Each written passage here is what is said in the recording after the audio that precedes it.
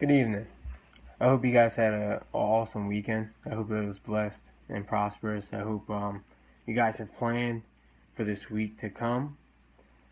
So, I was doing some studying and I found myself at Matthew chapter 13. And I saw an amazing story in this. One that, I see a lot in business, and one that I see a lot among people that have fresh ideas, and they get inspired and they're ready to go, and they have all this gumption going for them, but sometimes they fall short. So I wanted to read this story to you guys. It's from the Bible. It's in Matthew chapter 13. And I want you to just listen to it and take it for what it means to you. So I'm going to start at verse 1. The same day went Jesus out of the house, and sat by the seaside, and great multitudes were gathered together unto him, so that he went into a ship, and sat, and the whole multitude stood on the shore.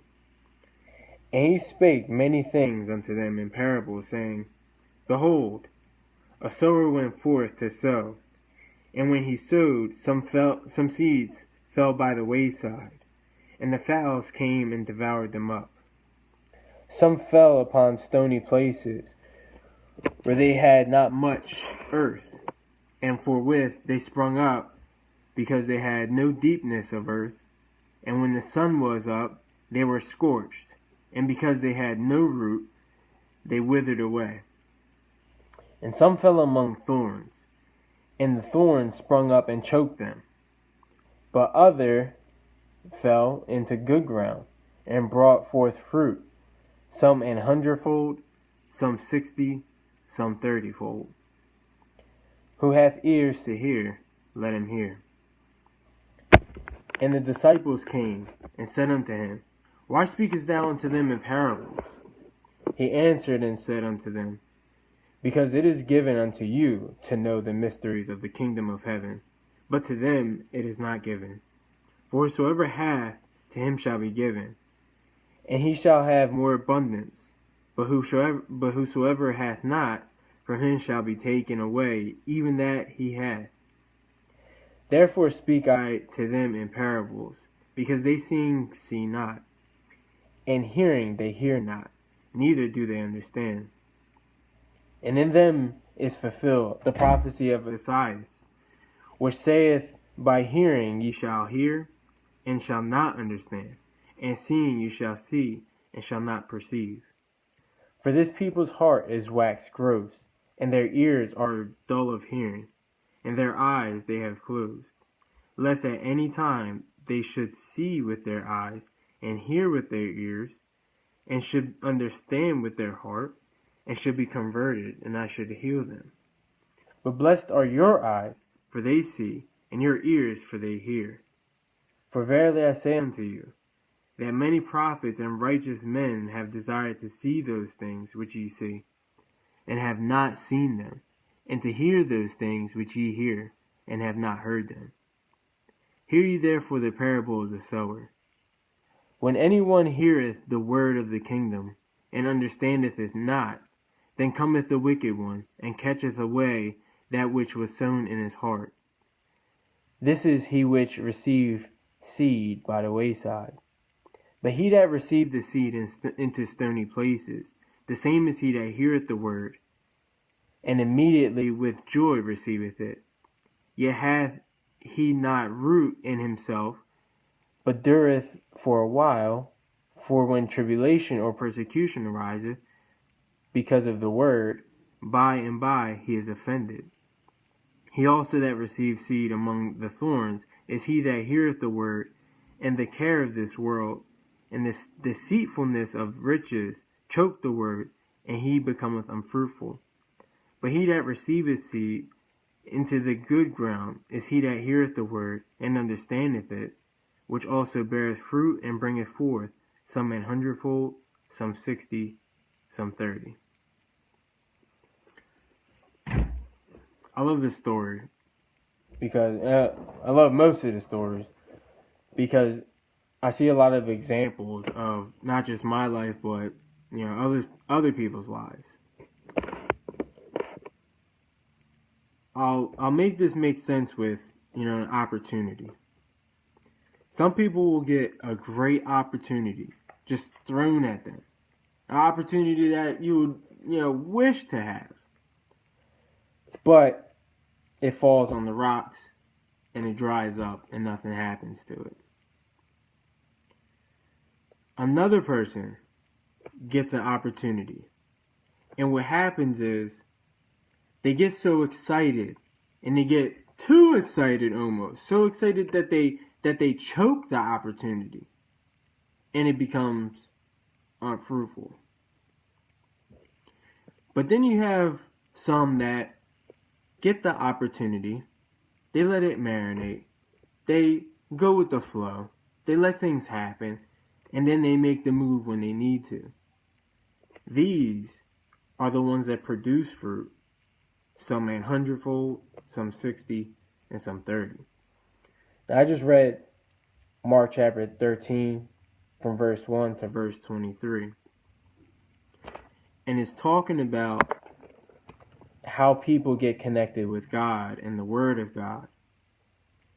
And it also shows us how people are going to deal with different situations.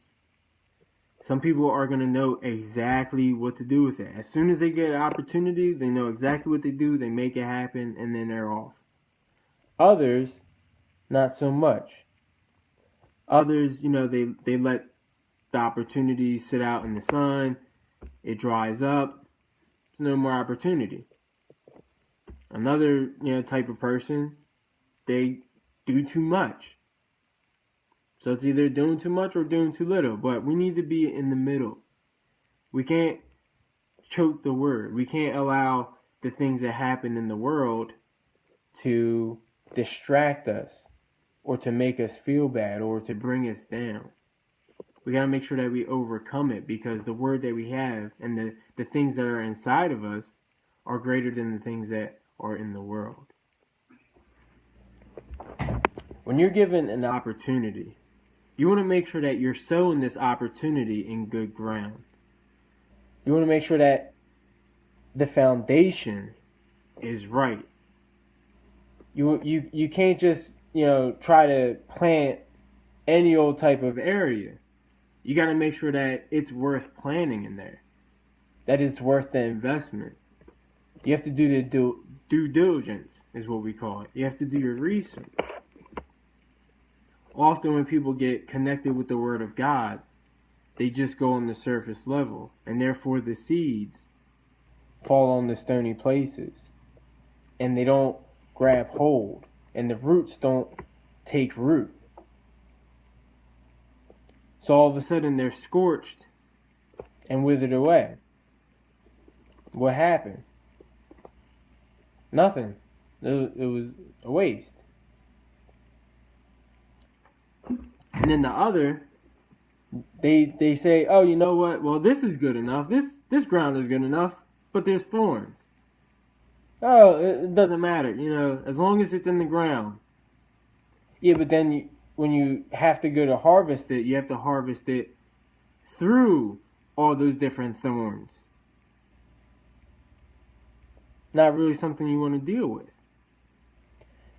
So make sure that you're putting your investments and that you're putting your life and all these other important things, make sure you're putting them in good ground. Make sure you're not putting it in sand or something that's going to wither away. Often we put our principles and we put our lifestyles on things that are here today, gone tomorrow. One of the things we sort of, what do we call it? I don't know what the word is, but we promise on our jobs as if our jobs are always going to be here. Our jobs aren't always going to be here. We never know what's going to happen tomorrow. So we have to make sure that we take everything into consideration. What if? What if this? What if that? Is this going to work? Is that going to work? Can we do it easier? Is there a better way to do it? Is there a way that we can leverage this? What are all the different options that we can think of to our knowledge so that we can have the most prosperous journey? These three cases are also three people, as the word says. And reading in here, it says about the prophecy. From verse 13 it says, "Therefore speak I to them in parables, because they seeing see not, and hearing they hear not, neither do they understand." Jesus, God's Son, was in front of people right before their eyes. And he had people that didn't believe in him, that refused to believe in him. So expect people not to believe in you. Expect there to be no difference. There's going to be people that don't believe in you. There's going to be people that don't want to hear from you. There's going to be people that talk bad about you. Even all the good things you've done, there's going to be bad people that still talk about you. But that's none of your concern, because it's here today and it's gone tomorrow. What you do want people to look at, you want people to look at your foundation. Look at my soil. Alright? Nothing's growing out of it yet, but I planted my seeds and the soil is good. I checked it. It's ready. So once the harvest starts to take place, you're going to see that it wasn't because of all this other stuff. It started from the foundation. Our lives start from the foundation. What are we basing our lives on? What is keeping everything up? And what's allowing our ship to stay afloat? What's our foundation? What's your foundation? Maybe once, twice a week, I'm making sure that my foundation is right. Even though I already know. But I just want to make sure that there are no weak spots in my foundation. Because if there is, then I'm going to have weak spots when everything's ready to go. When you build a house, you can't build a house on uneven land. Because once everything's ready, this side starts to sink. Then, your cabinets are out of line. Your bathroom's messed up. This is messed up. That's messed up. All because of the foundation. One simple thing. One element ruins everything. The elements in here, one was the rocky places, the other was among the thorns, and the third was in good ground. Where are your seeds falling? Are you allowing your seeds to fall on the stony places where they can't take root? Are you allowing your seeds to fall among the thorns and be choked once they come to fruition? Or are you making sure that it's in stable, sturdy, nurturing ground? Now, when you allow your dreams and you allow your life and when you allow your goals to be set up on these stony places, you're never going to get anything to prosper from, because it's just going to wither and be scorched in the sun. All the elements are going to knock it out as soon as it even has a chance. Before it even starts, it's burnt up. And then when you try to plant in these thorny areas, yeah, you have your plants and all that, but you still have the thorns to get through. You still have a lot of work to do. You still got to sort through this stuff. It's a long process. And when you even look at it, you're like, all right, I have my harvest, but I don't really feel like going through all that stuff. I don't feel like it.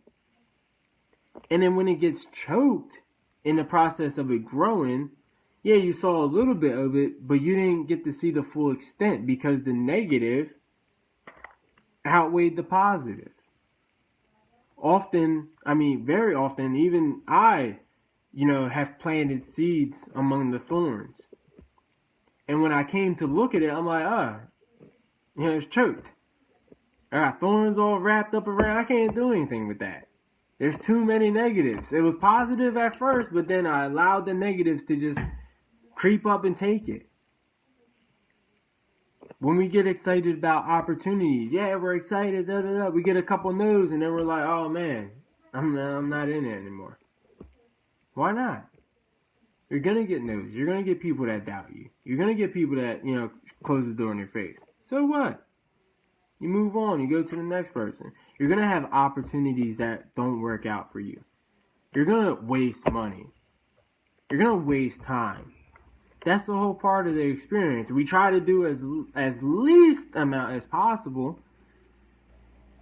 but there's no 100%. People, I don't know how some people just come out and they just make it. I'm not one of them people. I have to work for what I'm doing. I have to connect. I have to network. I have to hit the pavement. That's the way success works over here. It might be easier for you. It might be harder for you. But you have to evaluate that by yourself. You have to be real with yourself. And you have to evaluate your foundation. Is my foundation in the stones? Is it with the thorns? Or is it good ground? If it's not good ground, you might want to look somewhere else. That's maybe. That's just me. I saw I was planting in stones. I'm like, all right, well, the stones aren't really getting anywhere. The thorns, they're not really getting anywhere either. So you know what? Let me just plant it in good ground from the beginning, and I'll be successful in the end. Watch where you're allowing your seeds to be planted, and watch what seeds you're allowing to be planted within you. Are you a stony area? Are you some thorns? Or are you good ground? Are people getting value from investing into you? Not just time, but also money. Are people wasting their time investing in you? Or are their seeds just going to be, scorched up and withered away? Are they going to be choked? Realize that the same questions you're asking people, they're asking about you. You're wondering, can I trust that person? They're thinking the exact same thing. I don't know. Can I trust that person? This and that. Your foundation needs to be based on things that people can't even understand. Things that people won't even be able to fathom. Like, you know what? I walk into this place and I think everybody loves me.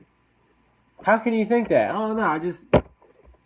Because I put it out there and it just comes back to me. Because that's what I put out there. That's what I attract. That's what I want. And if God is for me, who could be against me? So you know what? The whole room is for me. Because I'm going in there with God on my side. Exactly. Rise up. Take up your bed and walk. You're no longer with your impurities. You're no longer with your negatives. You're no longer with the doubts. Take up your bed and walk. The bed is all that negative stuff, all the things people said, all the bills, all the time you wasted, all the people that said you weren't good enough, all the people that dealt with you unethically. That's all on the bed, and that's your burden. And Jesus is like, you know what? You gotta take up that bed and you gotta walk with it. You can't leave it here, because then it's gonna be somebody else's burden. But you take your bed, you take all your problems, you take all your issues, and you walk with that, so that when everybody looks at you, they're gonna see, nothing can stop them, because God is with him and God healed them. God made it happen. And all he had to do was believe. Realize that when you plug into God, things are already laid out for you. You just got to listen and be ready for it. You have to be the seed that is going into the good ground, because you want to make sure that you don't just bring fruit, but that you bring it forth 100-fold, 60, and 30. You want to make sure that when you blossom, that seeds come from you and they fall into the ground and they bring more seeds and bring more fruit. The foundation is key. Whether it be you as the foundation or your organization as the foundation. You have to make sure that the ground is tillable, that it's workable, that it's worth investing into. Because people are going to ask the same things about you. Are you worth being invested into? Because if you're not, what's the point? You might as well, work whatever. You might as well do whatever. But what's your why? What's your reason for even being a foundation or even making a foundation? You don't need an establishment. You can just, go here to there. But you want a foundation. You want something to build off of. And you want something that you're going to be happy at the end of it. Why build it on the rocks and why build it on the thorns? Why not make sure that you're planting it in good ground? So again, check this story out. It's from Matthew chapter 13 to verse 23. Verse 1 to verse 23. This parable is amazing. And understand that if you're not listening truly to the messages that are being spoken around you and that are being shown around you, if you're not listening and if you're not seeing, you're never going to get it. You could tell somebody to you're blue in the face. Man, if you just believe, you can do it. And they'll, no, I can't. It's scorched up. There's nothing prosperous that's going to come out of that. Let it go. That's bad ground. You can't do anything with it. Until they're ready to hear, until they're ready to see, they can't be healed. Jesus said, look, this is prophecy. This is prophecy. They have to be deaf so that I can prepare you guys for when you guys have to heal the deaf. Because I'm not always going to be here. I got to go and do my godly things. I got to go. But I'm going to send the comforter to be with you so that you can understand how this whole process works. The Bible is very deep, but it's very simple when you get into it. It allows us to understand our lives better and the different things we go through. We like to seem as if the prophets didn't go through the things that we're going through. We have technology, we have advances, we have all these different things. But in reality, it's the same exact thing. It's just painted a little bit different. Righteousness now is still righteousness back then. Holiness now is holiness back then. Love now is love back then. The thing we have to understand is that we're just blinder and we're deafer to it. Because of all the shiny things we have in front of us, because we have all these distractions, because we have a lifestyle to uphold, we forget that it's not just the material that we have, but it's the spiritual. And just like all, the top leaders, the top producers, all those people say, you have to attract it. You have to put it out there for it to come to you. And you have to do the work to allow it to manifest. Do it. Make that your foundation. Get your why. Why are you doing this? And drive forward. And give it everything you got. You're going to have to give up nights. You're going to have to give up days. You're going to have to give up your weekends. You're going to have to give it up. But it's all going to be worth it. And there's other ways to do your hustle too. It doesn't have to be one way. If you can make your money work for you, make your money work for you. If you can get other people to do the work for you, get other people to do the work for you. But there's no excuse to not go after what you truly want. If this isn't the avenue, try something else. If that's not it, go somewhere else. Nobody says you have to have one path and stick to that one path. I don't know who ever said that. They want you, be consistent, but you know what? You can't be consistent until you find out what you truly like. So, figure it out. It might not even be here. It might be somewhere across the world. It might be in your backyard. Who knows?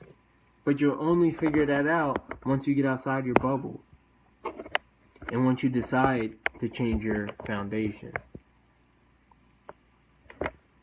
So again, Matthew chapter 13 from verse 1 to verse 23. Read this parable, because it's not just for me, it's for you.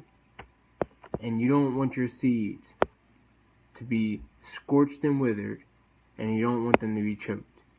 You want to make sure that they're planted in the right soil to be fruitful, to bring forth 100-fold, some 60, and some 30. God bless you.